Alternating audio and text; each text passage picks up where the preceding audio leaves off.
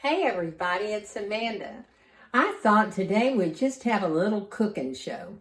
We've done everything else from inspirational speaking to singing and playing the piano, but I thought today we would make quarantine cornbread, just like I was taught to make it in Northeast Alabama. I hope you will enjoy this little recipe. And it'll be a fun thing to do for you and your children to make, and hopefully you'll enjoy it.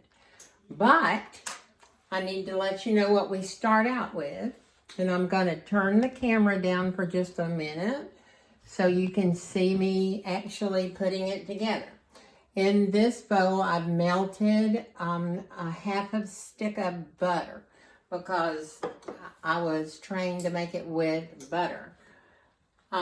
We have a cup of white cornmeal, and I was always trained to use Martha White. And I have my grandmother's individual cast iron skillet.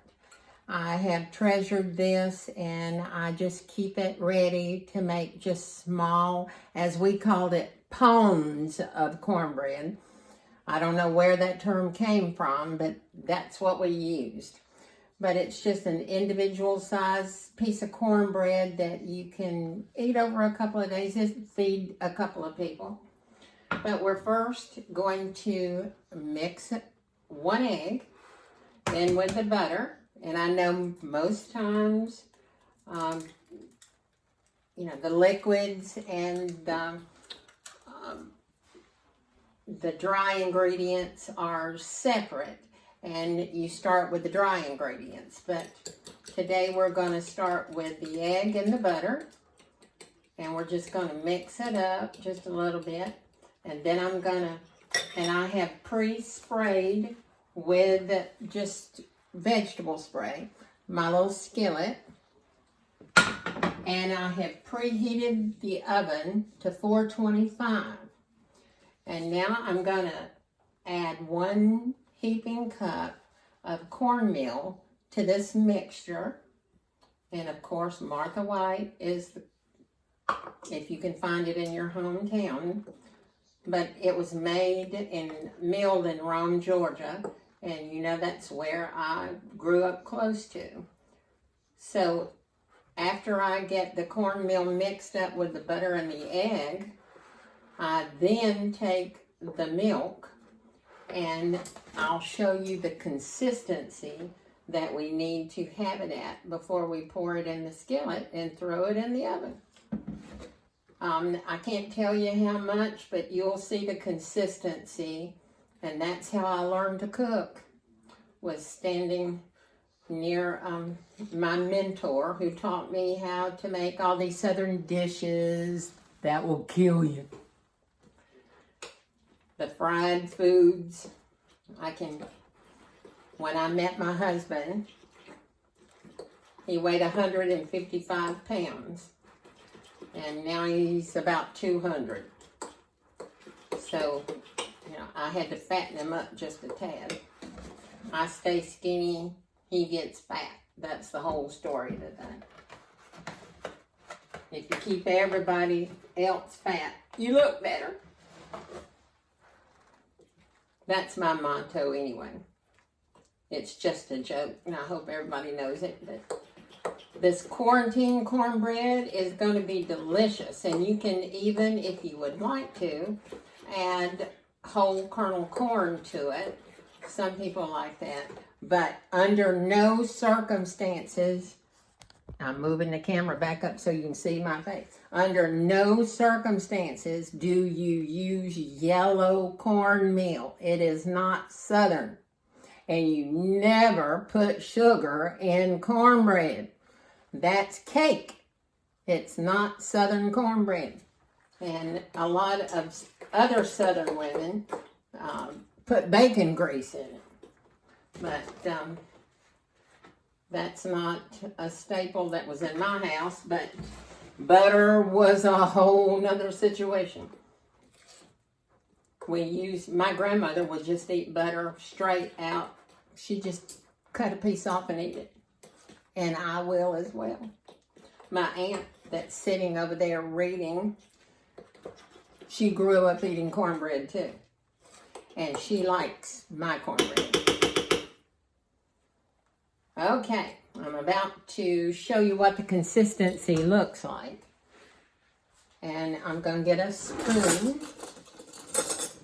so you can see what the consistency looks like. It's kind of like heavy, I would say, oatmeal. And I might even add just a tiny bit of water to it, because you don't want it to be dry, because that's the reason you cook it at a high temperature like that, is so it won't get crumbly and fall apart. Okay, we're getting ready to throw this in the oven.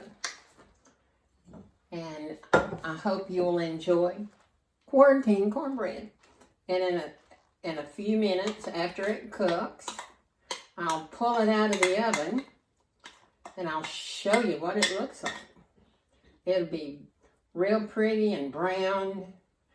And unfortunately, since I didn't learn to cook with a recipe, I can't tell you how long to cook it.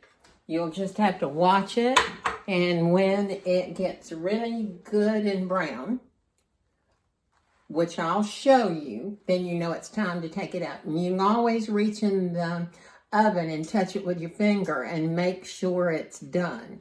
If it's not ooey in the middle, it's done. So here you go.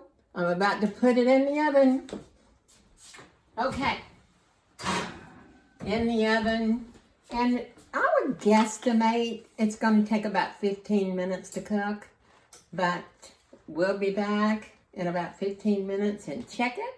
And I'll show it to you what it looks like then. If we need to cook it a little bit longer, we'll just put it back in.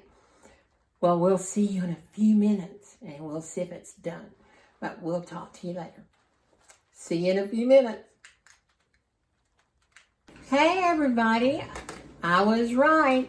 It was 15 or 20 minutes and the beeper's going off. I checked it at 15 and it was not done. So I'm about to, shut off the timer and I'm going to show you what the product looks like. Hang on just a second.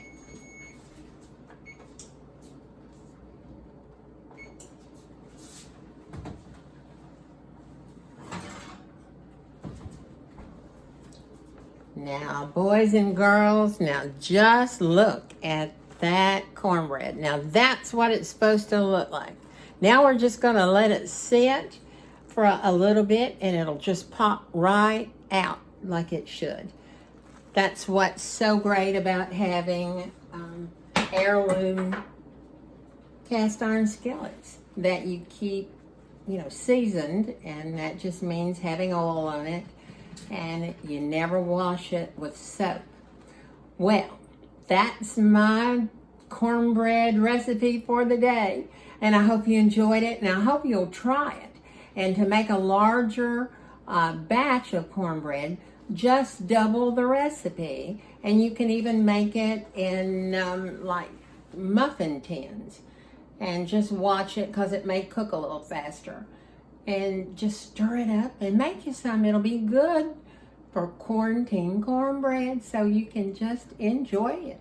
Have a wonderful day, and we will see you soon, and maybe we'll cook something new, maybe something sweet. Sugar's always good. Love you. Talk to you soon. Bye.